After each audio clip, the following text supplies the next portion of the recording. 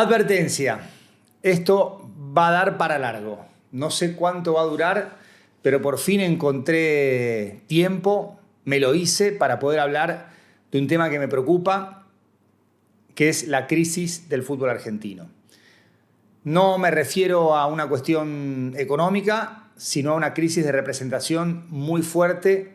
Hay una gran distancia entre los hinchas, los dirigentes, los periodistas. También hay un capítulo vinculado con nuestro oficio que no sé si voy a tocar hoy o mañana, pero dependerá de cuánto dure esta exposición que preparé en estos días respecto del fútbol argentino, cuyo episodio más reciente es la consagración de escritorio a Rosario Central como campeón de la Liga.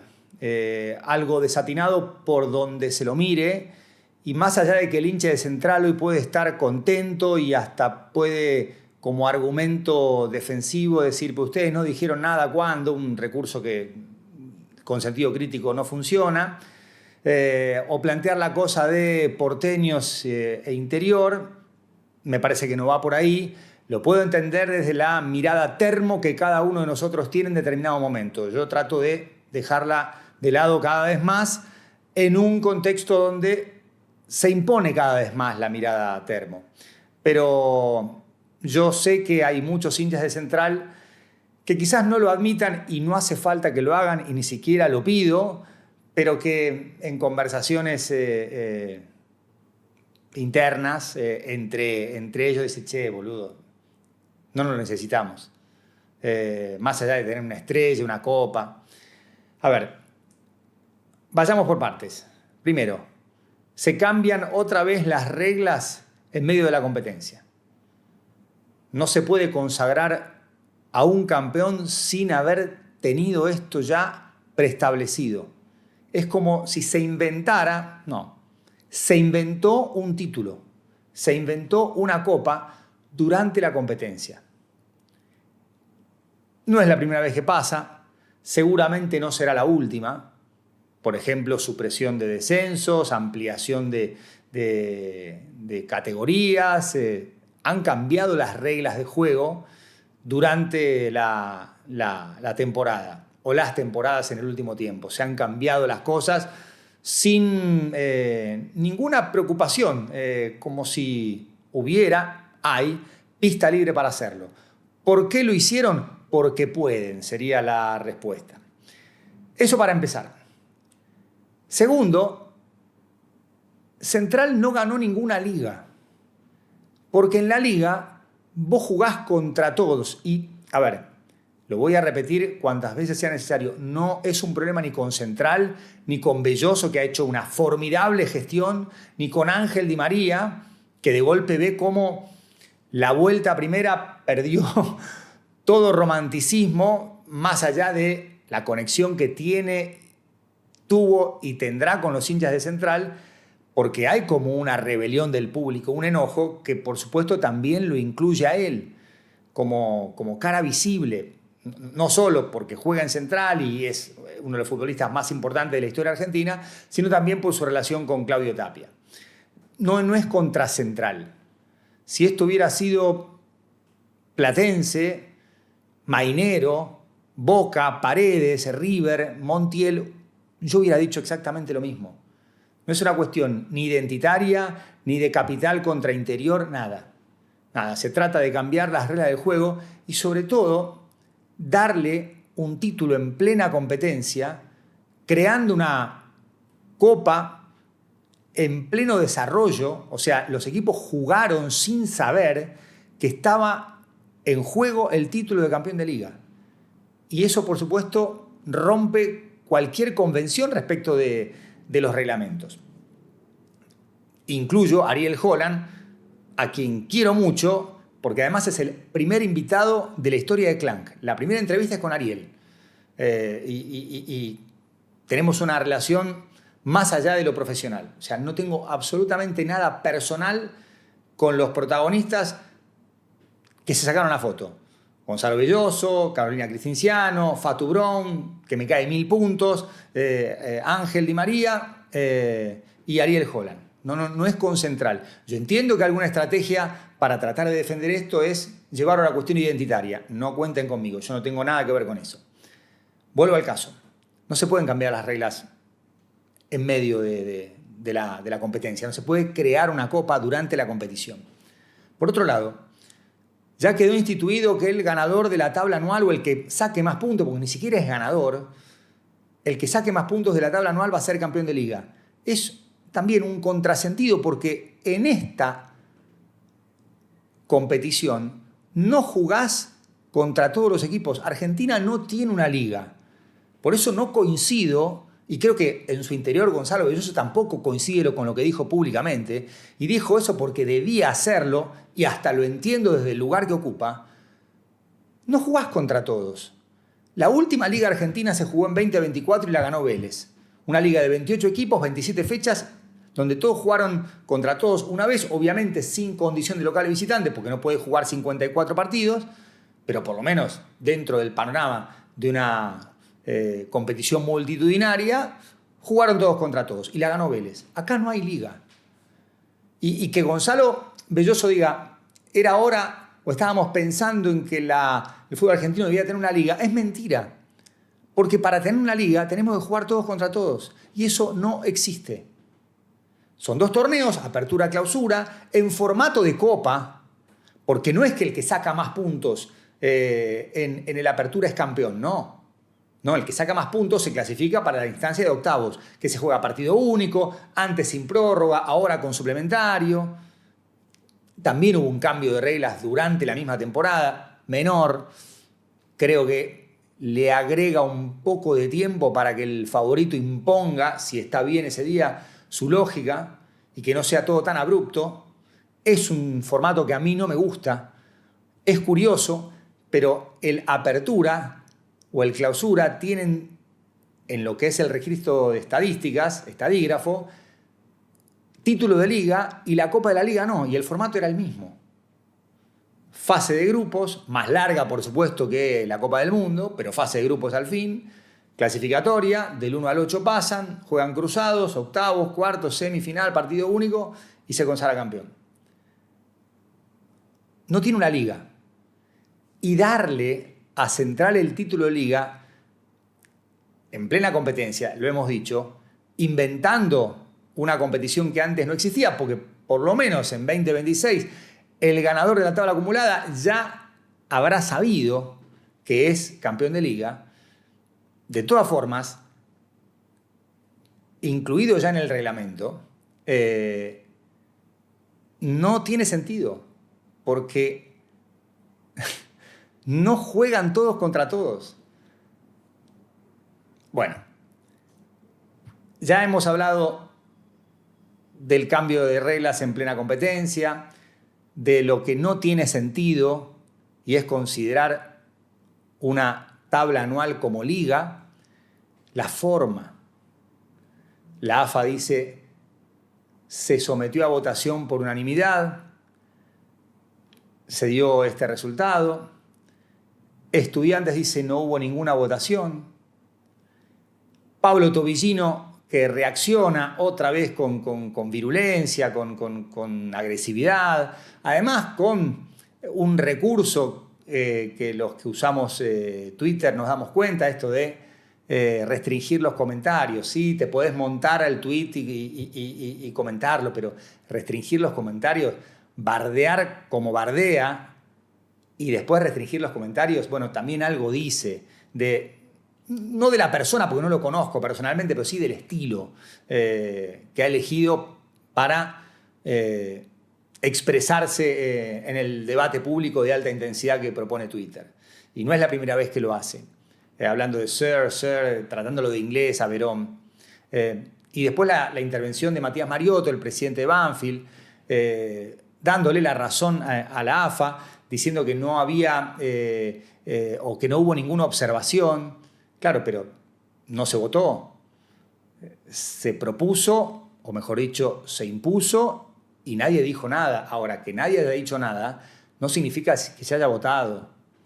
Entonces, estamos hablando de un presidente que en su momento cuestionó arbitrajes y casi que fue domesticado. y cambió su manera de hablar, su manera de pensar, por lo menos de lo que se expresa públicamente. Y vuelvo a decir, nada personal con Matías Mariotto. Hablo del presidente de Banfield y cómo fue modificando su postura, modificando su discurso, quizá también temeroso de que su club, su equipo, recibiera alguna represalia. Y acá es, por supuesto, otra cuestión de fondo que influye en este estado preocupante del fútbol argentino. Entonces, todo esto también provoca un enojo en el público, una verdadera rebelión.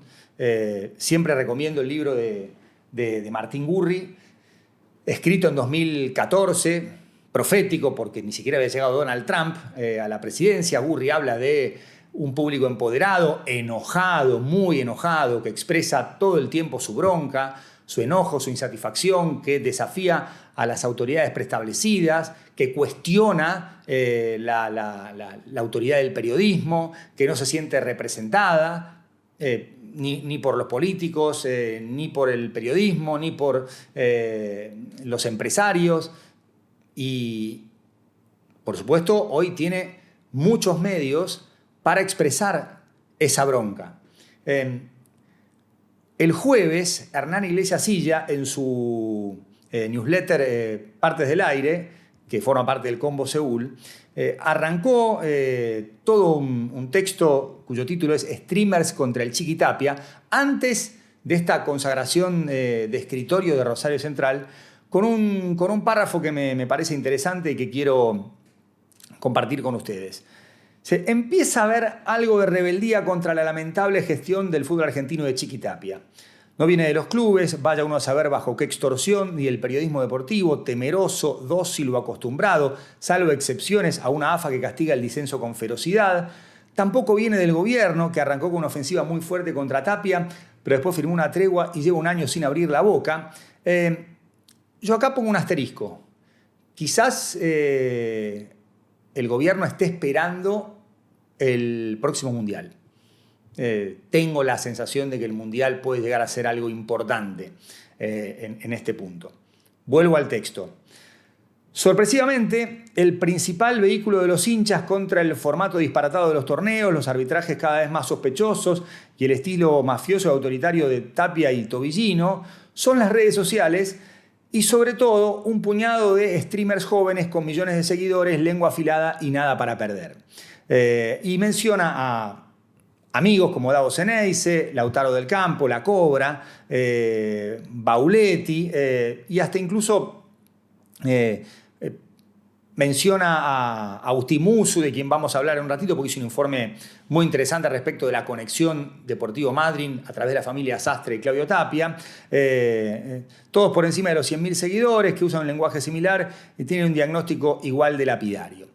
Por supuesto que hay, como decía al principio Hernán, un cuestionamiento al periodismo de radio, de tele. No voy a hablar de medios tradicionales porque para un chico de 20 años el medio tradicional es YouTube, no la tele.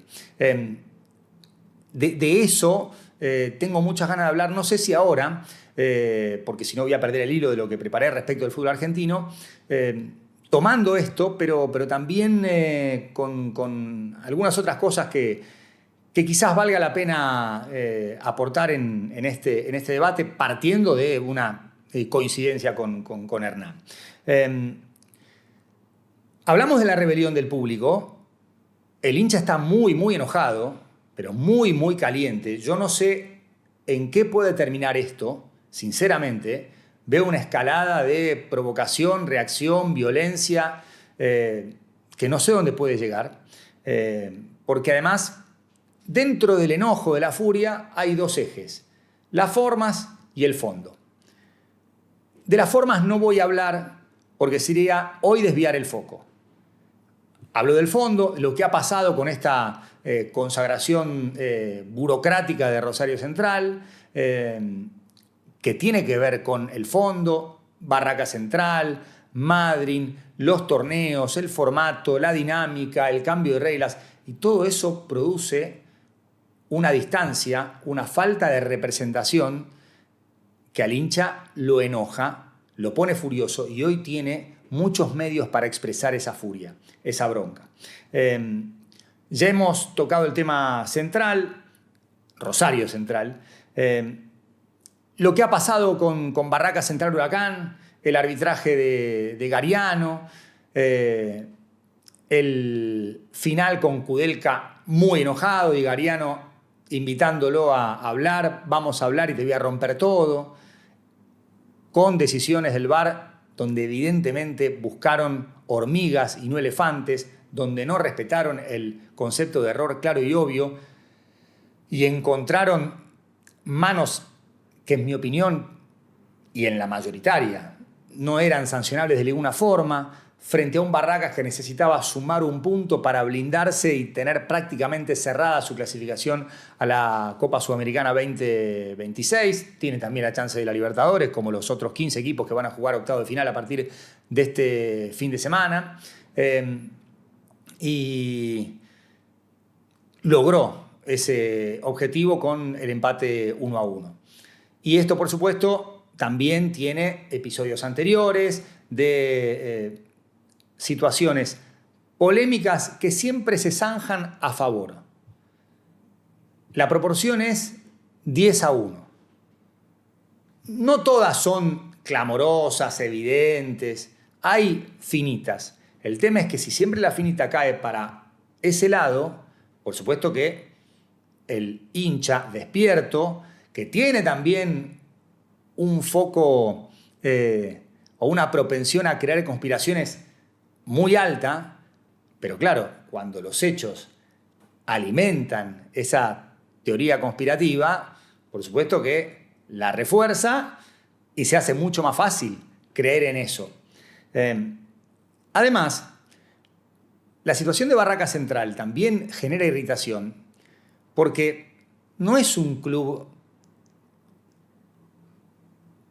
poderoso, no desde el lado dirigencial, que lo es, pero no tiene una masa societaria importante, no tiene ingresos desde la venta de derechos de televisión o la venta de futbolistas, promoción de jugadores juveniles mediante, que le permitan, por ejemplo, tener la chance de refaccionar el estadio.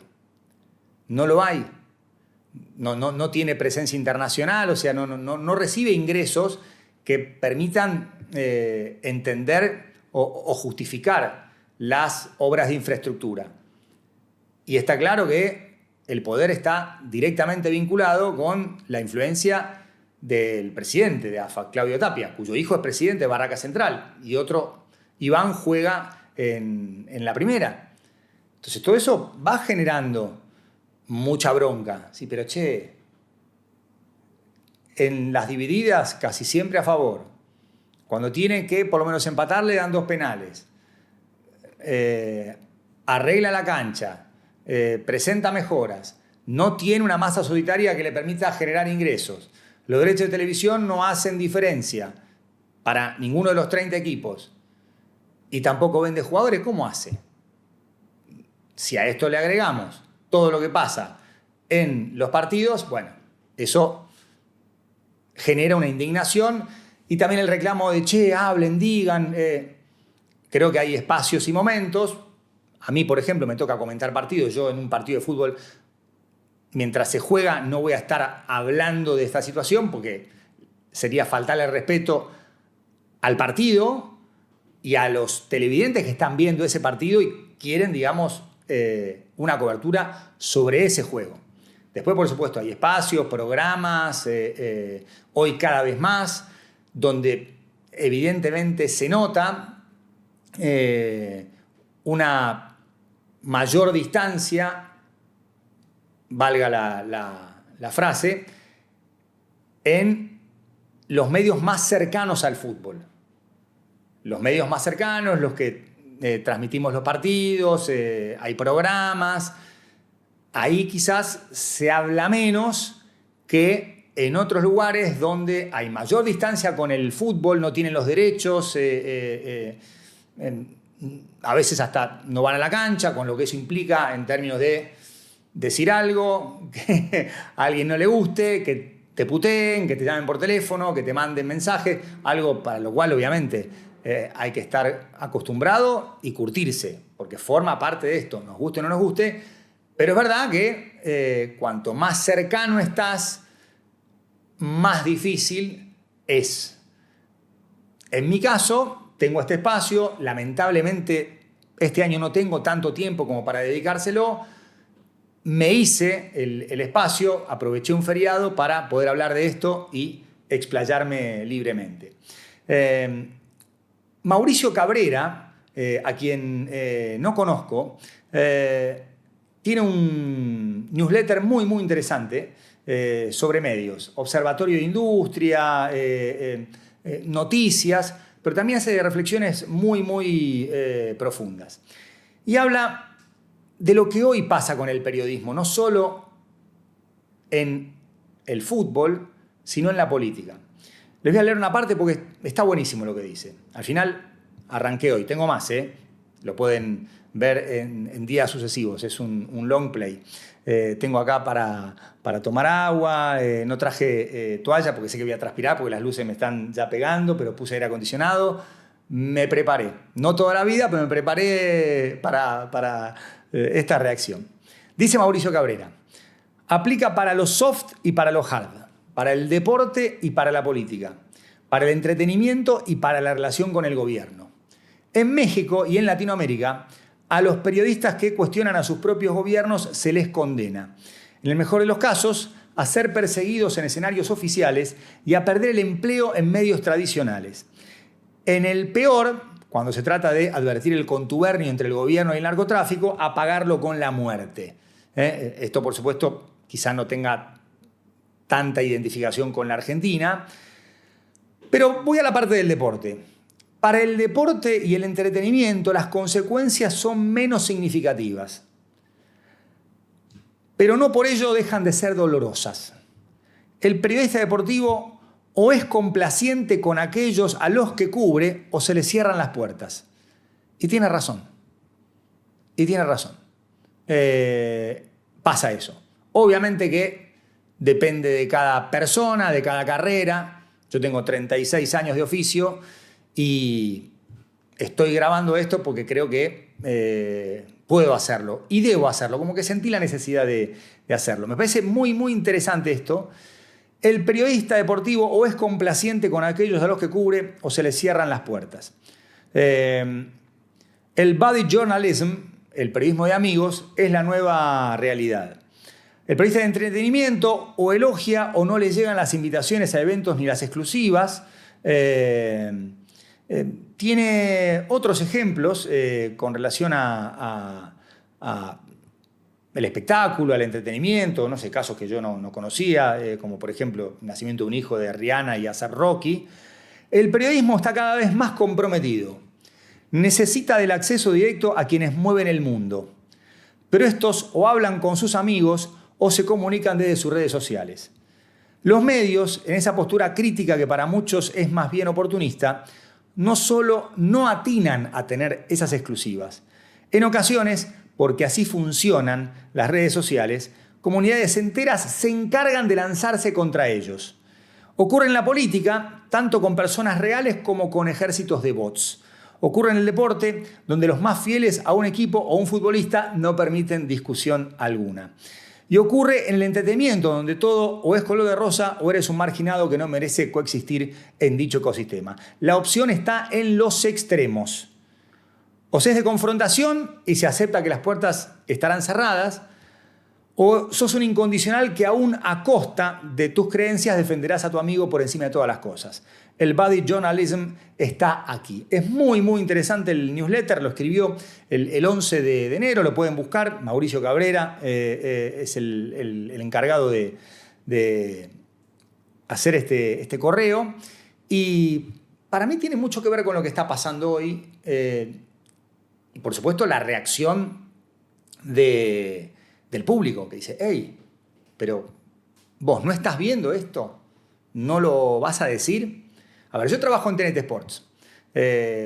Soy comentarista del partido más importante que transmite la señal. O sea, pertenezco a un sistema, lo he dicho muchas veces, y no tengo ningún inconveniente. No tengo otra actividad que comentar partidos, no tengo programa. TNT Sports no tiene un canal básico y todo lo que hacemos es en TNT Sports Premium, el canal codificado. O sea que, más allá de algún comentario que pueda hacer en una previa o en un post, el otro día, por ejemplo, sobre la conformación de los campeonatos en la Argentina, no tengo lugar. Y así lo elegí porque a mí me gusta comentar partidos. El día a día me resulta un tanto tedioso hablando de fútbol, por eso me fui para otro lado, para el palo de la información general, las noticias en La Nación Más. Entonces, como dije, el juego es sagrado, el partido es sagrado, yo no tengo por qué ocupar lo que es mi tarea de comentar un partido de fútbol en hablar de todo esto. Lamentablemente, no pude tener tiempo estos meses para poder hablarlo acá, que me parece un lugar en el que puedo expresarme, es mi canal, o sea, y es una versión diferente de la que ustedes me ven en televisión, sea como presentador de noticias o comentarista de partidos, compatible con la que hago con las notas en Clank. Pero bueno, por suerte me pude hacer el espacio y entre otras cosas que quería leer era esto de Mauricio Cabrera. Y yo creo que influye mucho, muchísimo en el panorama actual. Ahora, TNT Sports Premium y, por supuesto, también ESPN, transmitimos los partidos de fútbol argentino a partir de los derechos que tienen ambas compañías. Creo que tampoco hace falta, y creo que no está en el espíritu de ninguno, más allá de que hablo por mí, no se puede validar todo esto. No se puede. Aún con el riesgo de que te digan algo, que te saquen del trabajo, que haya alguna represalia vinculada con los derechos, que no creo, para nada, pero no se puede, porque además, como socios del producto fútbol, es hasta una necesidad contar, che, esto está mal que se note los hilos, las costuras. Está mal cambiar las reglas, está mal consagrar a un campeón de escritorio, está mal considerar campeón de liga cuando no jugás contra todos. No me gusta una temporada de 30 equipos donde haya duelos que no se den. Es más, hasta me parece más importante el formato de los torneos que la cantidad, y ahora voy a explicar por qué. Porque vos con 30 equipos tenés la chance de hacer una liga. 29 fechas. 30 si querés con una fecha de clásicos. O que el clásico se juegue 2 veces, de local y visitante. Los clásicos se jueguen 2 veces. Lo podés hacer. Se hizo en 2015 con el hashtag torneo de 30. Obviamente que tenés muy pocas otras fechas y deberías armar un torneo de copa más chico para llegar a las 38 o 40 semanas. Se puede hacer. Con ingenio se puede hacer. Pero, por supuesto, para eso hace falta voluntad política. Yo entiendo el enojo de los hinchas contra los comunicadores. Y podemos estar hablando todos los días de esto. Les puedo asegurar que el efecto va a ser mínimo. No es una excusa. No es una excusa. Corresponde hablar. De hecho, está pasando. Pero los responsables de cambiar esto son los dirigentes. ¿De qué depende lo del hincha? De criticar, de putear, aún con excesos, aún con falta de respeto. Insisto, no me voy a meter en las formas. Hablamos de fondo. ¿Hay fondo? ¿Hay contenido? Sí. De eso, digamos, lo puede hacer el hincha. Eso sí depende del hincha. ¿Qué depende de los periodistas? Contarlo. Con un cuidado porque hay cosas que no se pueden probar. Uno puede verificar errores desde líneas de VAR trazadas sin unanimidad, desde interpretaciones antojadizas respecto de jugadas, la búsqueda de hormigas y no de elefantes, pero de ahí a decir robo, bueno, después hay que probar. Y eso un hincha lo puede decir y un periodista no. o no debería. Sí puede contar, como lo hace por ejemplo Agustín Musso, la relación entre la familia Sastre y Tapia para entender el fenómeno Deportivo Madryn, y lo explica con datos, y otra cosa es ir más allá y abrir la puerta para un juicio en el que vos no es que quedás expuesto por el tono, sino por la falta de pruebas concretas, de documentación, por más que la presunción te lleve a pensar y a decir que es así. No es lo mismo. Yo entiendo que muchos hinchas quieran que los periodistas o los comunicadores se expresen como ellos. No ocupamos el mismo lugar. Esa es, si se quiere, la diferencia entendible entre el lugar de los hinchas y el lugar del periodista. Pero hay otra en la que los hinchas tienen razón. Hey, vos estás viendo esto. Contalo, hacelo visible. Y en ese punto estamos de acuerdo. Entonces, cada vez hay una mayor distancia entre los hinchas y los periodistas en una era donde estamos todos enojados y esa falta de representación desemboca enseguida en el enojo o en la bronca. Entonces, la situación es jodida, está complicada. Además de la grieta, esto de la ley del según como te caiga, de pensar que está todo arreglado y cuando no tenés esa explicación del otro lado, te sentís mal, con bronca y obviamente ahí sale toda la furia contenida. Hemos hablado del expediente de Rosario Central, campeón de liga, de Barraca Central. Les hablé de Madryn. Voy a tomar un poquito de agua porque... A ver cuánto va. Media hora. Y tengo todavía un montón. Agustín Musso, a ver si me quedaba algo de lo de Mauricio Cabrera, que quería compartir con ustedes. No, ya está. Algo más, sí, que tenía por acá. Hay otra cosa del 30 de octubre que él publicó, dice: el periodismo pierde por goleada, pasó de profesión a recurso. Y es verdad, pasó de profesión a recurso, de sello diferencial a una herramienta que puede o no ser parte de lo que se ejerce en el día a día frente a la audiencia. Es quizás de las carreras que más han perdido valor como posibilidad académica. Pasa que de valores y ética ofrece mucho, pero en la práctica esa misma formación se queda tan corta que muchos deciden obviarla. Incluso los que en su momento expresaron amor por el periodismo. Procurar que algo de los ideales del periodismo llegue a ellos para que tengan los reparos propios de la profesión. Es muy interesante, dice, el periodismo se ha diluido a grado tal que es solo una posibilidad. Y es verdad, aunque los periodistas de cepa, muchos de ellos viviendo bajo la enorme contradicción de defender lo más puro del periodismo, pero trabajando y aceptando prácticas insanas, no les guste. Donde más se descalifica a los creadores, más influyentes son cuando se trata de relevancia informativa. Por eso el éxito de pibes como Davo, por ejemplo. Donde menos credibilidad tienen los medios legacy, más fuerza tienen los creadores. Es muy interesante, muy interesante. En todos estos mercados, habla de Estados Unidos, Brasil, México y otros más lejanos, Indonesia, Tailandia, Nigeria, Kenia, Sudáfrica. No menciona Argentina, pero yo me atrevería a incluirlo.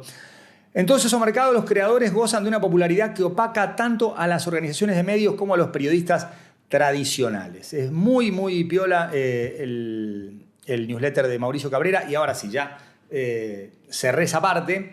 Y voy a mencionar otro tema que lo tengo por acá en el teléfono, que busqué, obviamente no tenía los datos, o no tenía el contexto. Obviamente que lo de Deportivo Madryn también provoca furia, indignación, enojo. Yo no conocía la historia del club. Obviamente estoy al tanto de lo que pasó. Deportivo Madryn pierde la final contra Gimnasia y Esgrima de Mendoza. Arranca la aventura en el reducido contra Gimnasia y Esgrima de Jujuy. Lucas Comesaña denuncia amenazas en el entretiempo. El partido se suspende. El Tribunal de Disciplina da por válido el informe de Comesaña, la denuncia de amenazas, y le da el partido por ganado 3-0 a Deportivo Madryn. En la vuelta no tiene problemas, sella su clasificación y pasa a la siguiente instancia. Y el trabajo de muchos periodistas es valioso, porque el oficio todavía se ejerce, afortunadamente.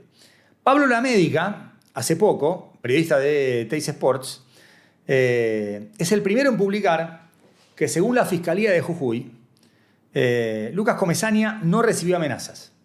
El fiscal desestimó la denuncia.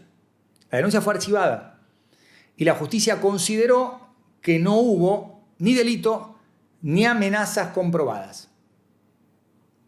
Lo que dice la justicia jujeña es Comesaña lo inventó. Pablo Lamédica, en un video recontra recomendable en YouTube, del cual saqué todo esto,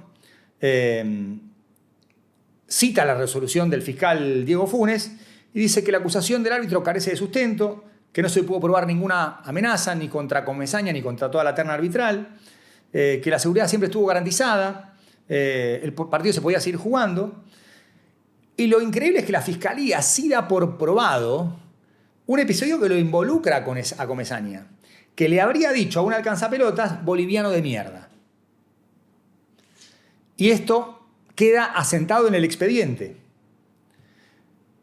Pablo Lamédica dice, el mismo informe de Comesaña, la AFA lo usa, el Tribunal de Disciplina, para darle el partido ganado a Deportivo Madryn 3-0. Y queda desautorizado por la propia justicia penal, porque el fiscal dice que el árbitro no sufrió agresión ni amenazas. Luego viene lo que pasa con Deportivo Morón. El Tribunal de Ética suspende provisionalmente por 30 días a Walter Ota, al entrenador de Morón, que había ganado el primer partido 1-0, pierde el segundo 1-0 y por ventaja deportiva Madryn pasa a la final, por presuntas declaraciones contra la AFA. Presuntas. No aparecen en ningún medio. No hay ningún registro. Se le da por ganado el partido a Madryn por denuncias que la Fiscalía no puede probar, de Comesaña. Se suspende al entrenador a través del Tribunal de Ética por presuntas declaraciones que nunca aparecen. ¡Ey! Claro, yo entiendo a veces esta furia. Che, ¿ustedes no van a decir nada de esto? Esto está pasando. O sea, objetivamente hay un fiscal que dijo no hay amenazas. Un tribunal de ética suspende por presuntas declaraciones. Estaba claro que el partido iba a terminar como terminó. Con piñas, escándalo. O sea, era saber dos renglones del contexto y anticiparse a un final como el que ocurrió. Ganó Madryn 1-0, pasó por ventaja deportiva y terminó todas las trompadas. Entonces, empecé a buscar, porque obviamente con tantas tareas uno no sabe de todo, y obviamente hay hechos que obligan a informarse. Si, che, ¿por qué está pasando esto? Y ahí voy a lo que planteó Agustín Musu en su YouTube, en su canal de YouTube, con relación al vínculo entre Deportivo Madryn, la familia Sastre y Claudio Tapia.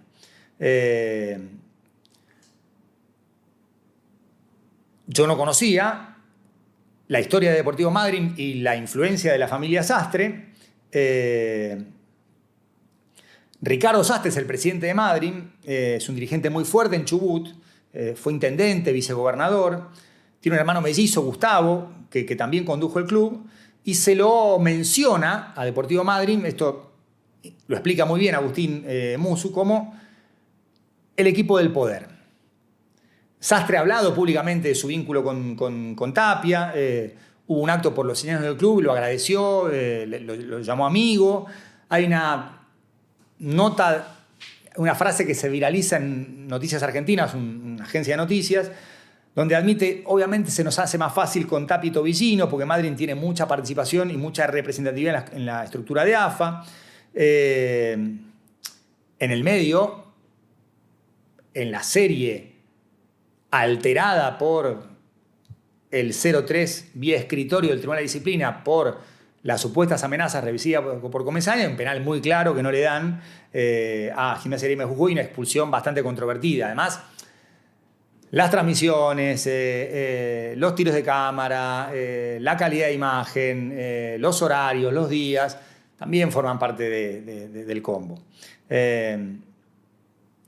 Bueno, si uno empieza a entender la relación entre la familia Sastre y Tapia, bueno, empezamos a entender por qué Deportivo Madryn ha sido tan favorecido y es uno de los equipos con mucho poder.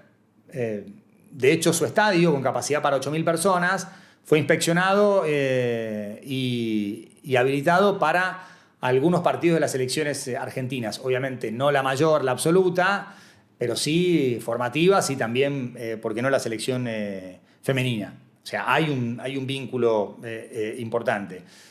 8.000 lugares es una capacidad menor de algunos estadios de Primera B y Primera C. Hay otro guiño de ese lado también. Entonces, claro, cuando empezás a buscar información, entendés, hay un contexto, es decir, claro, ahora todo como que está más claro. Y frente a esa evidencia, creo que hay necesidad de contarlo. Desde los hechos, con alguna interpretación, pero sobre todo los hechos. Rosario Central, Barraca Central, Deportivo Madryn, cada uno con su contexto. Y el fútbol argentino hoy va a tener 7 campeones. Es un populismo distribucionista de títulos, que por supuesto va en contra de la excelencia y de la búsqueda de un fútbol de élite. Ha quedado muy claro en las declaraciones del presidente Tapia, de Gonzalo, Belloso y otros dirigentes, que el fútbol argentino no quiere ser de élite. Porque acá, insisto, el hincha putea, se enoja, tiene razón. Eso depende de ellos, expresarlo. De los periodistas depende contarlo. A veces con más, menos tiempo, más necesidad de más información, pero de los periodistas depende contarlo. Ahora, el cambio no va a venir ni de nosotros ni de los hinchas. El cambio, si hay, es de los dirigentes. Y yo no veo intención, voluntad política de los dirigentes de cambiar. Están muy cómodos. O sea, hay hasta incluso mensajes de agradecimiento por la sede de una final. Hay una genuflexión tremenda. Hay una respuesta inmediata cuando Estudiantes vía Twitter dice: discúlpenme, pero no hubo ninguna votación. Aparece Tobillino con su manera de comunicar. Sir Averón, sin admitir comentarios. Aparece Matías Mariotto, el presidente de Banfield, que había sido recontra crítico meses atrás, diciendo no, nadie observó nada. Se planteó esto y todos estuvieron de acuerdo. No hubo votación, hasta casi le da la razón con ese texto. Eso es lo que pasa en el fútbol argentino. La dirigencia no quiere cambiar y está muy, muy cómoda con este sistema. El hincha también tiene una herramienta que es, si es socio, por supuesto, con el voto. Pero hay un montón de situaciones que los dirigentes hoy ven que quizás no están vinculadas con su propio club, pero pueden servir de ejemplo, de ejemplificar, de domesticar de someter. Obviamente que de los clubes, para promover algún cambio o buscarlo, tiene que venir de los más importantes. Y acá yo veo la misma actitud en la dirigencia de River, de Boca, de Racing, de Independiente. San Lorenzo tiene un despelote institucional, de Central, de Newell's. No hay una respuesta de los dirigentes. Entonces, yo entiendo que el vínculo del comunicador es con la gente, no con los clubes, no con los dirigentes. Y es verdad. Y por lo menos en mi caso, este video larguísimo viene a, no sé si saldar una deuda, pero yo quería y necesitaba contar todo esto. Por suerte, pude hacerme el tiempo. Pero es una condición necesaria, pero no suficiente. Hay 7 campeones. Apertura, clausura, la Liga. Trofeo de Campeones. Supercopa Argentina. Supercopa Internacional, Copa Argentina. Ningún otro país tiene 7 títulos. Esto, por supuesto, va en contra de la excelencia. En contra de ser un fútbol de élite. Y estamos hablando de la Liga de los Campeones del Mundo. Porque casi todos los futbolistas se formaron acá. Pero no tenemos una liga, tenemos un campeonato de 30 equipos. Todo el mundo dice 20 con el Brasileirao. En algún momento Claudio Tapia era partidario de hacer una liga de 18 equipos. Es ese corte con Teis Sports en el torneo de verano, en una programación de verano en 2018. Y hoy tenemos 30. Para hacer 20 hace falta una depuración. ¿Saben quiénes tienen que firmar la depuración? Los dirigentes.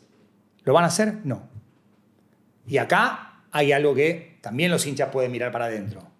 Vos, siendo socio de un club que puede quedar dentro de esa depuración de 10 equipos, si tu presidente llama a una consulta, a una asamblea, a cualquier instrumento que permita tener la opinión de los socios vinculante, ¿vos qué hacés?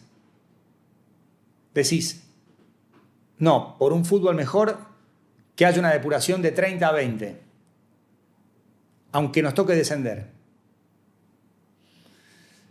Permitime dudar. Yo no sé cuántos hinchas estarían dispuestos a esto. ¿Por qué? Porque hoy descender es la muerte. Y lo dice alguien que en 2015 tuiteó que lo del gas pimienta era peor que descender. A la luz de lo que pasó desde 2015 a 2025, una profunda pelotudez lo que escribí. Descender es la muerte. Es la muerte deportiva. Mucho más en este contexto donde tenés una segunda categoría con 37, 38 equipos, que es el Triángulo de las Bermudas. Te metés ahí y no salís más. Ahí está Colón como ejemplo. Porque además ni siquiera tenés el formato de liga. Sumás más puntos que el resto y no ascendés. Tenés que jugar una final, a partido único. O sea, encima de eso, a partido único, porque en la NBA, hasta en la MLS, hay playoffs al mejor de 3. Acá es a partido único. En un deporte donde se juega con los pies, hay un componente aleatorio y azaroso muy, muy importante, le agregás con el formato de definición. O sea, quitás regularidad porque te alcanza para clasificarte o en todo caso para meterte en una copa, pero no te alcanza para salir campeón. Y el campeón de liga que le han dado a Central no tiene sentido porque no jugás todos contra todos. Bueno, ya lo dije varias veces. Los dirigentes no van a firmar la depuración, la reestructuración, que por supuesto debería incluir a la Primera B Nacional y a la tercera categoría. Hoy vos tenés casi 70 equipos agrupados en 2 categorías. Si vos tomás como formato el de 20 equipos, en 3 categorías tendrías 60. Acá tenés 70 en 2, 68 en 2. Es imposible. Es imposible. Pero los dirigentes están muy cómodos. Y no hay lugar para el disenso. Nada. Esa no es responsabilidad de los periodistas. Que los periodistas tenemos que contar esto, sí, estamos totalmente de acuerdo. Y yo también coincido que ha habido una mucho menor comunicación del tema de lo que realmente importa y demanda. Entre los comentarios que los dirigentes hacen, argumentos para defender la idea, ayer, por ejemplo, Gonzalo Belloso, con quien tengo una excelente relación, y he compartido cafés, y es un tipo muy, muy razonable, muy piola, digamos, que ha hecho una enorme carrera, fue futbolista, que heredó el apodo Pejerrey de un corredor de autos de turismo carretera. Decía, estábamos trabajando hace tiempo porque el fútbol argentino necesitaba un campeón de liga y está bueno premiar en los torneos cortos y en el largo. Pero no se sostiene ese argumento. Porque la tabla anual es una sumatoria de 2 torneos en los cuales vos jugás contra los mismos. O sea, ni siquiera hay cambio de zonas. Y ya tiene premio, que es clasificarte a la Libertadores, y me parece bien. Y el campeón de la Copa Argentina, con todo respeto por Independiente Rivadavia de Mendoza y por los anteriores, Patronato, Central Córdoba, Boca, River, el campeón de la Copa Argentina debería jugar Copa Sudamericana. Porque para mí es tan importante la regularidad que ese cupo a la Libertadores debería ser para la tabla anual, no para el campeón de la Copa Argentina. Son 6 partidos. Entiendo que la Copa Brasil, que hay instancias que se juegan a doble partido, entiendo que la Copa Brasil entrega cupo a la Libertadores. Pero, por ejemplo, la FA Cup no. La Copa del Rey tampoco, la Copa Italia tampoco. Es un formato de Copa donde jugás muy pocos partidos, y creo que, si bien es un título y ya tenés la chance de jugar por otro título jugando Supercopa, creo que la clasificación debería ser a la Copa Argentina, a la Copa Sudamericana, y guardar un cupo más de la tabla anual para la Copa Libertadores. Hoy tiene 3. Central, Boca y por ahora Argentinos Juniors. Debería haber uno más o 2 más, sobre todo en un fútbol de 30 equipos. Pero los dirigentes no van a cambiar este formato. Este copismo, este populismo con 7 campeones. Y otra mentira u otro argumento insostenible es: queremos darle competitividad al fútbol argentino y oportunidades a todos. Mentira. El fútbol argentino históricamente fue competitivo. Siempre. El primer campeón de América fue Independiente. El primer campeón del mundo fue Racing. Estudiantes ganó 3 Copas Libertadores 7 años antes de la primera de Boca. Argentinos Juniors ganó la primera Copa Libertadores antes que River. No es cierto que tenemos una liga. O sea, no hace falta poner el ejemplo de Francia con Paris Saint-Germain, Alemania con Bayern Múnich. El fútbol argentino históricamente fue otra cosa. Fue siempre competitivo, fue siempre coral, más allá de algún dominio, de algún tricampeonato como el que, por ejemplo, consiguió River con Ramón Díaz. Y un bicampeonato como Vélez, con Bianchi Piazza, Boca también con Bianchi.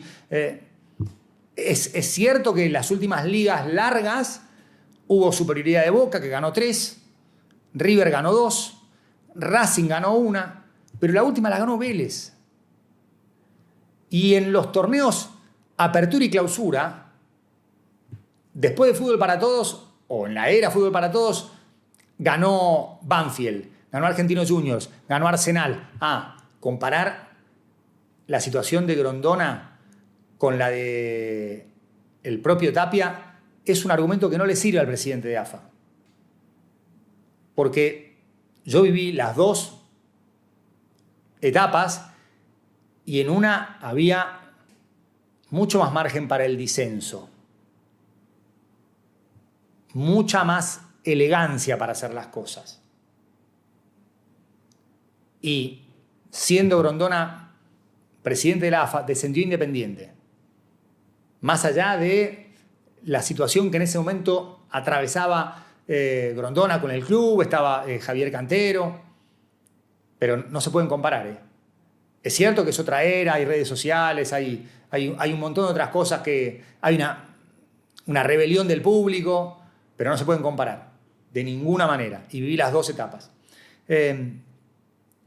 Entonces, el fútbol argentino siempre fue competitivo.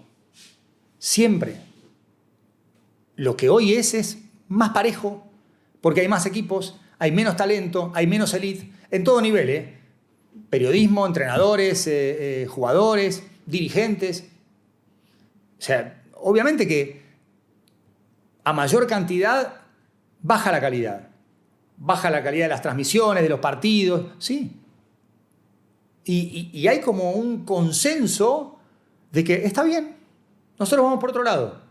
Nosotros vamos por los 7 títulos, la posibilidad de que todos peleen por algo, la posibilidad de tener torneos en los que arrancan 30 y 16 pueden jugar por el título. El ejemplo de Platense, por ejemplo. Platense aprovechó el formato. O sea, fue una consagración muy emotiva, no había salido nunca campeón el Calamar.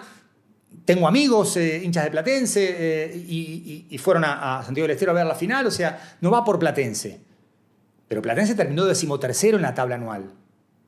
Tuvo el enorme mérito de pasar los duelos de mano a mano. River, San Lorenzo, Racing, Huracán en la final. Pero fíjense cómo termina Platense, último en el torneo siguiente, con muy pocos puntos, porque había sido 13º en la tabla anual del primer campeonato.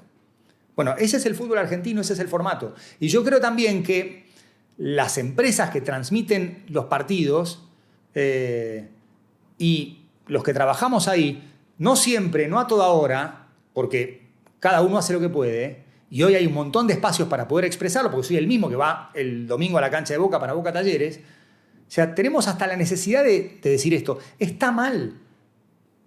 Y si queremos un fútbol argentino mejor, tenemos que defenderlo. Tenemos que plantearlo públicamente. No en el medio de un partido. No durante una transmisión donde están jugando 2 equipos que merecen el respeto y toda la energía. Pero en otros lugares sí, sea dentro o fuera de la señal.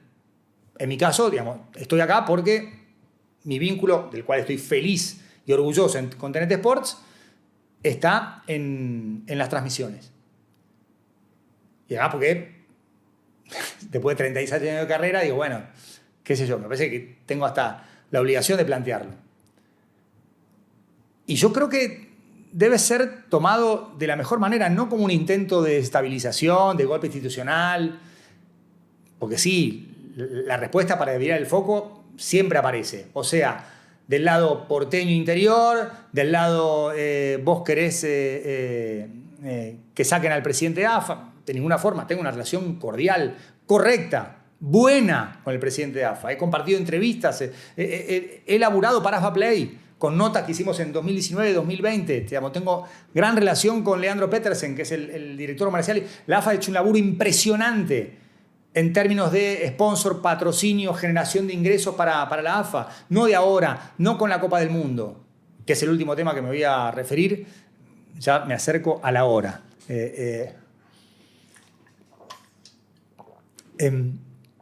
Pero o sea, no es una cuestión personal. Y por supuesto que Tapia es el principal responsable de lo que es el ciclo más importante de la historia de las selecciones, con 2 Copas América, un Mundial, la elección de Scaloni, la elección del Flaco Menotti como director de selecciones nacionales, la conformación del staff, Aymar, Ayala, Samuel, Bernie Romeo como un gerente recontra eficaz, el departamento de scouting, Placente, la sub-15, el futsal. Hay un montón de cosas para reconocer a la gestión y sería injusto no dedicarle aunque sea un par de minutos, porque es tan responsable de todo lo que ha generado las selecciones argentinas como también de esta situación del fútbol de clubes. O sea que argumentos para descalificar cualquier cuestionamiento concreto, con datos, va a haber. Los conozco, a los argumentos. Dentro de la furia, y es el último foco que me guardé en este informe, se habla del mundial más caro de la historia. Lo que nos costó la Copa del Mundo de Qatar. Los jugadores son cómplices. Dije que no iba a hablar tanto de las formas y me iba a apuntar al fondo, pero en este caso sí. A ver, los jugadores no son cómplices.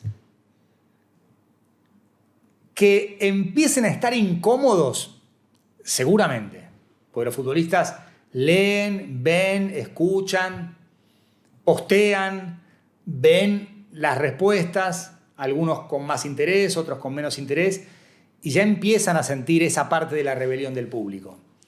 El caso más poderoso es el de Ángel Di María, que volvió como prócer.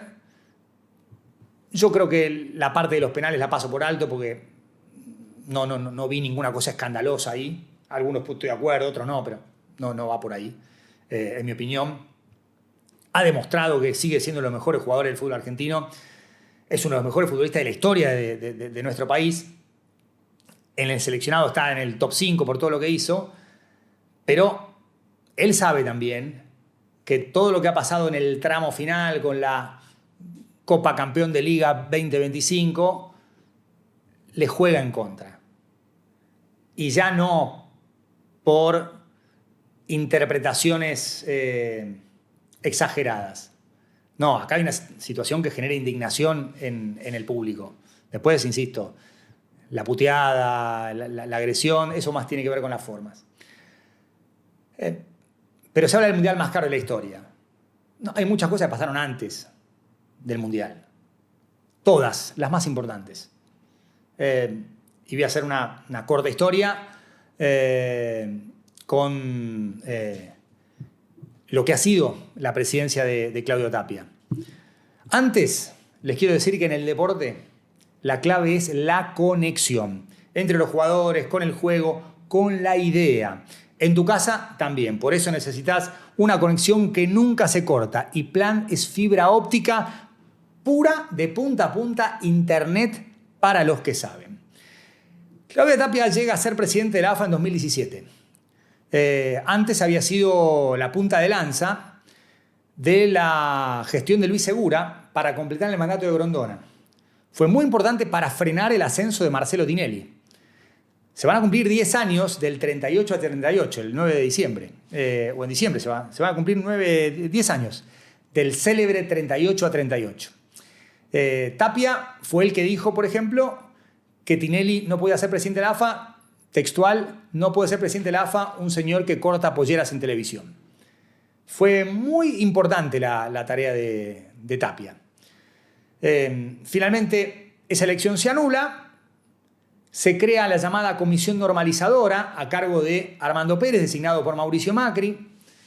Y Chiqui empieza a tener un rol muy importante en la selección. Hubo un momento en el que la selección estuvo desamparada. En la Copa América del Centenario, yo estuve ahí, los jugadores puteaban. Es el famoso posteo de Messi as himself, como CM de su propia cuenta, diciendo qué desastres son los de la AFA. Después de la final voy a contar, después de una demora de un vuelo que lo llevaba de una ciudad a otra. Y Argentina pierde con Chile por penales en Rutherford, New Jersey, y Messi obviamente no postea, de hecho dice que no juega más en el seleccionado, anuncia su retiro y después vuelve. Uno de los pocos dirigentes que estuvo cerca de la selección fue el Chiqui Tapia. Y los jugadores se lo reconocen. En ese momento estaba Kun Agüero, Leo, Ángel, bueno, Javier Mascherano en la generación anterior, Pipa, Higuaín. Tapia y Juan Carlos Crespi estuvieron muy, muy cerca. El resto había como un vacío. No había dirigencia. Y Tapia estuvo ahí. Y fue muy valorada por los jugadores, y yo creo que también por los que estuvimos, su tarea. De hecho, Pocho Lavezzi se rompe el hombro y el que lo acompaña a hacer los exámenes, todo, fue Juan Carlos Crespi, que estaba ahí. Tapia llega en 2017, que es un año muy importante para entender la actual composición del fútbol argentino. En 2017 aparecen Fox Sports Premium y TNT Sports. Se termina el fútbol para todos, que había sido la marca registrada del kirchnerismo, y que Mauricio Macri dejó en 2016, y en el arranque de la temporada 17-18, la liga que gana Boca, creo. Sí, la gana Boca con Guillermo, la segunda consecutiva del Boca de GBS, aparece el fútbol codificado. Ese año es el que marca el comienzo de la gestión de Tapia. Es ahí cuando Chiqui dice, la liga debería ir a un formato de 18 equipos. El hashtag Torneo de 30 arranca en 2015. Ya conté la historia, ya vamos 1:05, no me pidan que la cuente ahora. La Superliga comienza con 28 equipos en 2017. Y empieza a tener 4 descensos contra 2 ascensos. O sea, el plan de la Superliga es restar 2 equipos hasta llegar a 22. Para mí era un número alto, pero era inferior a esos 30. En ese proceso, flamante Superliga con reglamento interno, declaraciones juradas truchas, falta de pago, quita de puntos, reglamento que los clubes firmaron. En ese contexto, Tapia es presidente de AFA, arranca casi en simultáneo con la Superliga va depurando equipos, el presidente dice, tenemos que ir hacia una liga de 20 o 18 equipos. En marzo de 2020, Boca gana una liga de 24 equipos, 23 fechas, con el gol de Carlitos Tevez a Gimnasia y Grima de la Plata, con ya Román como vicepresidente, Miguelo como técnico, y viene la pandemia. Y ahí cambia todo. No el 18 de diciembre en Qatar. En la pandemia cambia todo. ¿Qué pasa ahí? Los clubes le piden a la AFA eliminar la Superliga. ¿Por qué? Porque no querían cumplir lo que habían firmado. Hubo quita de puntos para varios equipos, cuestionamientos respecto de informes, declaraciones juradas, balances fraguados. Los clubes dijeron, no queremos más que esto.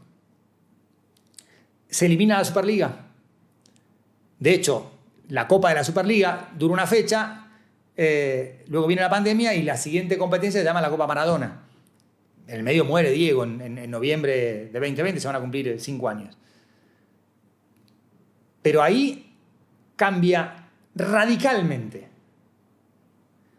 De hecho, no solo se suspende la Superliga, sino que se suspenden los descensos por 2 años.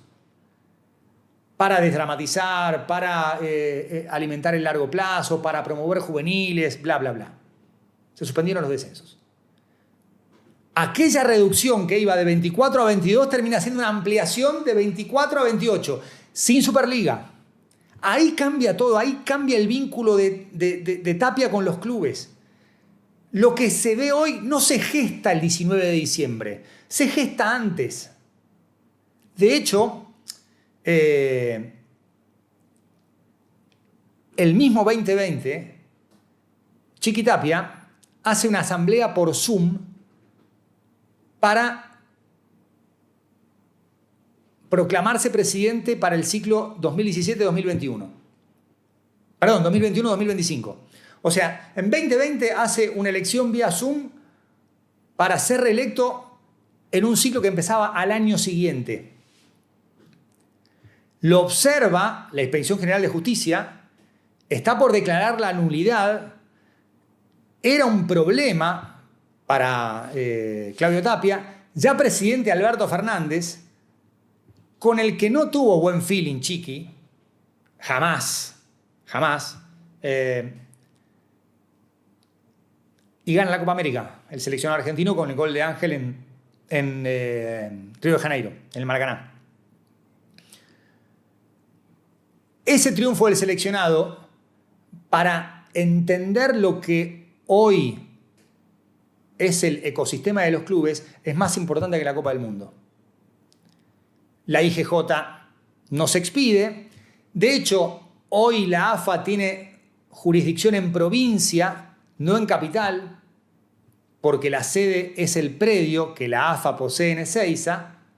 No es Viamonte 1366, y ya la IGJ, que tiene alcance en capital, no influye, que fue una decisión política, obviamente, además de la conexión que hay entre Tapia, presidente del SEAMSE, y el gobernador Axel Kicillof. Pero no es el Mundial. Es la pandemia, no la pandemia per se o la cuarentena per se, sino lo que pasa durante la cuarentena. Supresión de descensos por 2 años, muchos clubes favorecidos, los que no descendieron y los que pudieron ascender, la eliminación de la Superliga. Ya los clubes dejaron de tener un órgano de control externo. Clave eso. Es más importante eso que la final Argentina-Francia. Es ahí cuando empieza a armarse el ecosistema. Bueno, después viene el título, primero la finalísima, después el Mundial, que es consecuencia de una gestión formidable de Tapia a nivel selecciones, que está en franco contraste con lo que ha sido a nivel clubes. Lo que puede haber después del Mundial es un sobregiro. Es un sobregiro en redes, el personaje, la descalificación de cualquier cuestionamiento. Eso sí. Pero tiene más que ver con la forma que con el fondo. Pero es ahí, en la pandemia, donde empieza a generarse lo que hoy estamos viendo. A los jugadores les llega. Puede haber algo de injusticia en llamarlos cómplices. Alguno comparaba la actitud de Manu, Luis Scola y toda la generación dorada, Chapu, Nocioni, con lo que pasaba con Germán Baccaro como titular de la Confederación Argentina de Básquetbol. Hay un matiz. Todo lo que pasaba en la KBB repercutía negativamente en la selección. La selección era perjudicada por eso y los jugadores reaccionaron por eso también. Aquí, al jugador de selección no le llega lo que es una situación muy complicada a nivel de clubes. No le afecta, porque la selección sigue su dinámica exitosa. Otra cuestión, los amistosos. El último amistoso competitivo que jugó Argentina fue en 2019. Hablo de rivales pesados. Ese año empató contra Uruguay 2-2, goles de Agüero, Messi, Cavani y Suárez. Empató con Alemania, que perdía 2-0 y lo dio vuelta, o lo empató con los goles de Ocampos y Alario, los Lucas. Fueron en 2019. A partir de ahí, bueno, vino la pandemia, sin amistosos 2020, 2021, y cuando se reanudan en 2022 son amistosos flojos. Yo esa la tomo, ¿eh? El calendario es tan intenso para Sudamérica en términos de eliminatorias. El calendario es tan intenso para los clubes, en el momento en que se juegan amistosos, que quizá para Scaloni venga bien juntarse, charlar, que los futbolistas disfruten de ese momento y no tener un partido tan pesado. Pero Argentina jugó con Estonia antes del Mundial, que lo ganó con 5 goles de Messi.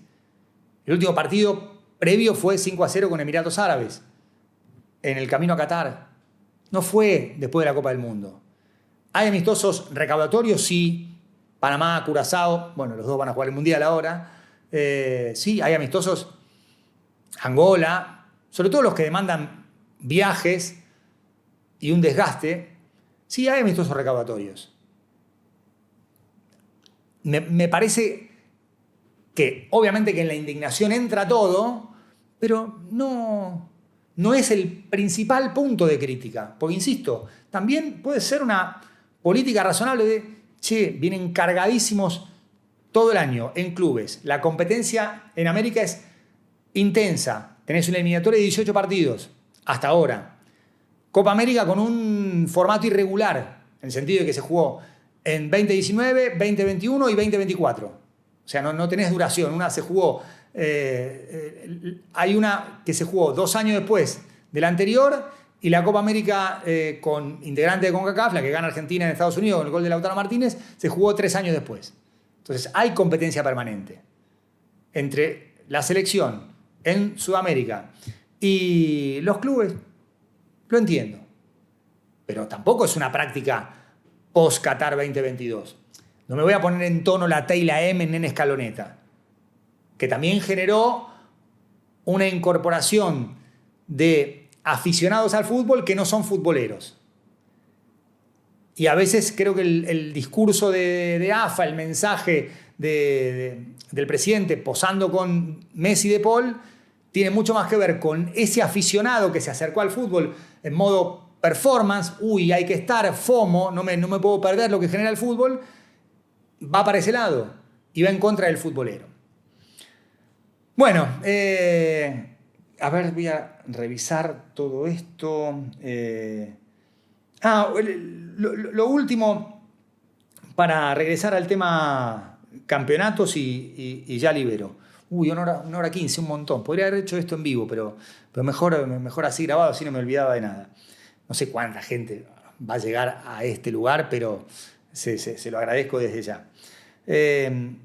Hace 40 años se produjo una reforma muy importante en el fútbol argentino con la incorporación de la Primera B Nacional. Se terminó el formato de Metropolitano y Nacional que tuvimos durante 17, 18 años. Campeonato nacional hermoso, inolvidable, que se jugaba en los veranos. Y empezamos a tener la Primera B Nacional y el calendario invertido de Primera División. El último campeonato nacional lo gana Argentino Juniors y el último Metropolitano también. 84 el Metro, 85 el Nacional. O sea, estamos hablando de la década del 80. Argentinos ese año ganan la Copa Libertadores.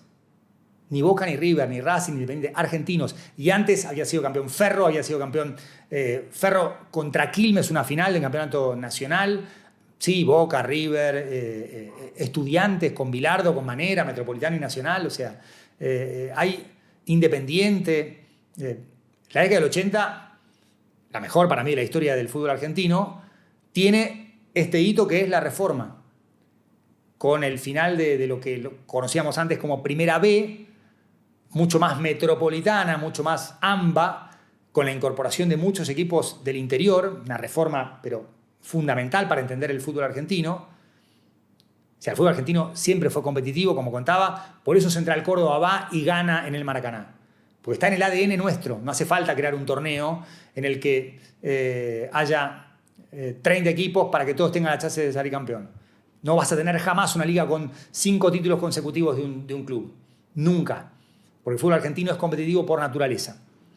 Pero bueno, arranca la temporada invertida, 85-86, es la primera que gana el River de Bambino Veira, un equipazo con Francesco, Limorresia, Muchastegui y el Beto Alonso en un rol más secundario, el Negro Enrique, bueno, 85-86. Después gana Central, el último título de liga de Central. A ver, hinchas de Central, comparen aquella campaña 86-87 con el viejo Soft, venían de ganar la B con el Negro Marcheta, ese equipazo, el Negro Palma, Patito Gasparini, un equipazo, el Patón, Bausa, un equipazo. Una liga de 38 fechas, 20 equipos, ganando de manera notable con el empate en la cancha de Temperley. Comparen ese título de liga con el que acaban de recibir vía escritorio. Yo entiendo el factor termo, descárguenlo, está todo bien. Pero cuando piensen, miren para adentro, tengan ese sentido crítico que todos tenemos, no lo necesitamos, somos demasiado grandes para que nos den un torneo en el escritorio. De eso se trata, de eso se trata. Esa liga la gana Central, al año siguiente lo gana Newell's, otro equipazo, dirigido por Judica. Gana Independiente la liga de los 3 puntos, si ganabas en los 90 3 puntos, si empatabas y ganabas por penales 2, si empatabas y perdías por penales 1. Y los 89-90, la última, la gana River. Ahí hay una reforma planteada por Carlos Heller. Carlos Heller, el vicepresidente de Boca. Boca había ganado el último título en el 81, más allá de la Supercopa del 89 y la Recopa del 90, hacía 11 años que no ganaba. Y plantea esto de apertura y clausura para tener 2 campeones. Y en este caso el pedido de reforma no fue de un club chico, fue de uno grande como Boca, con Alegre y Heller, que tuvieron una gestión extraordinaria y sacaron al club de las ruinas para ver si podían coronar con un título ese trabajo de reconstrucción fue Boca, a través de Carlos Heller, el que pide torneo, apertura y clausura. Y Julio Grondona dice, ok. Y Boca gana el clausura 91, pero no había título. Porque jugaba una final contra el Newell's de Bielsa y la ganó Newell's. El primer título de Boca es la apertura 92. Pero esa reforma de dividir y salir de la temporada entera con un solo campeón a 2 títulos, apertura, segundo semestre del año, clausura, primer semestre del año siguiente, es de Boca. Y así llegamos hasta el final 2014. Lanús, por ejemplo, salió campeón en 2007. No tuvo que ver el fútbol para todos. Después Banfield gana en 2009, que es el primer torneo de fútbol para todos. Hay un tricampeonato de River, pero después, por ejemplo, hay un tramo en el que son campeones de manera consecutiva. Boca, River, Racing, San Lorenzo, Independiente. O San Lorenzo, Racing, Independiente. Que gana la apertura 2002. O sea, siempre hubo competitividad en el fútbol. Con torneo largo, con torneo corto. No hacía falta esto.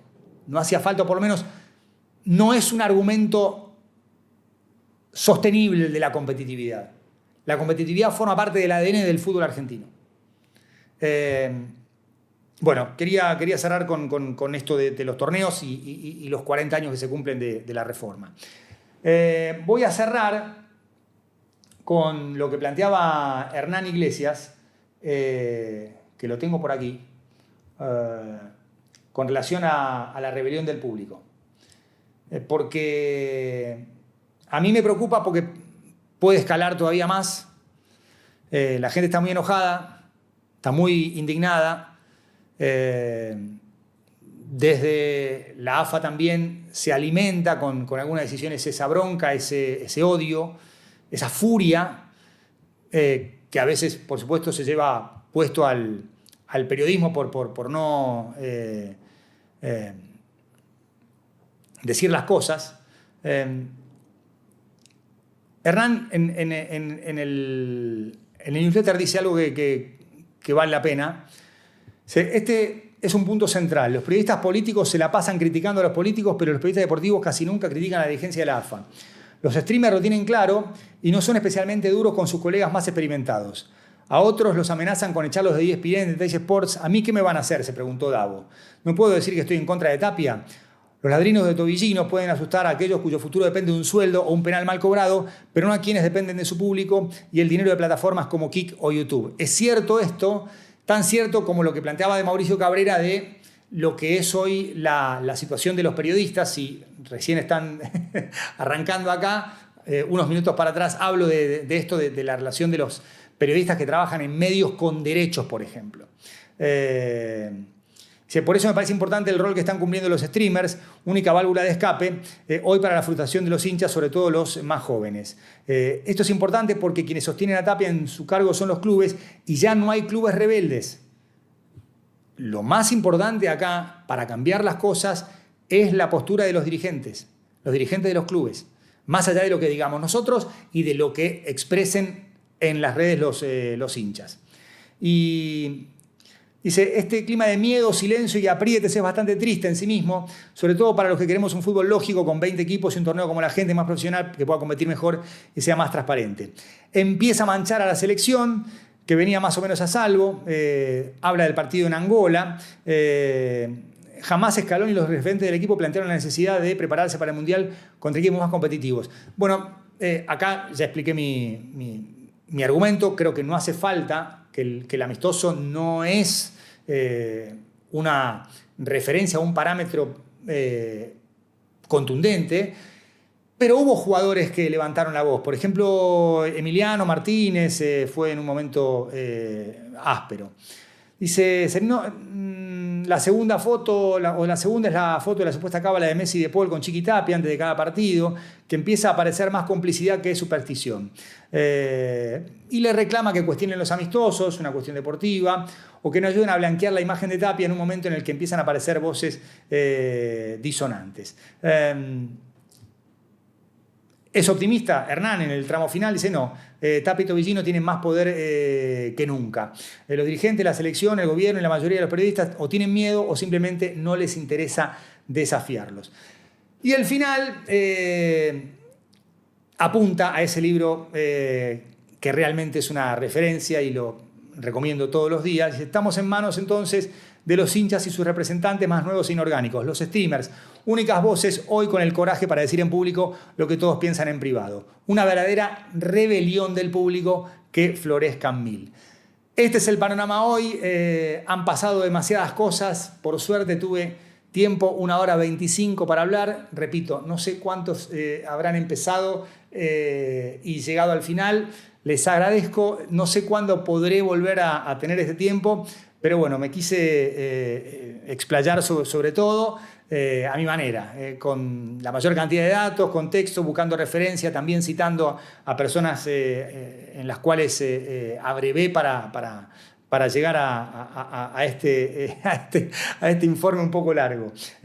Además, ahora los entiendo a Davo, a La Cobra, a todos los streamers. Estoy hace 1 hora 25 sentado y ya me duele la rodilla, me duele estar quieto. Y ustedes hacen 8 horas, los admiro, entre otras cosas también por eso. Bueno, un abrazo para todos. La seguimos pronto, o lo más pronto posible. Chao.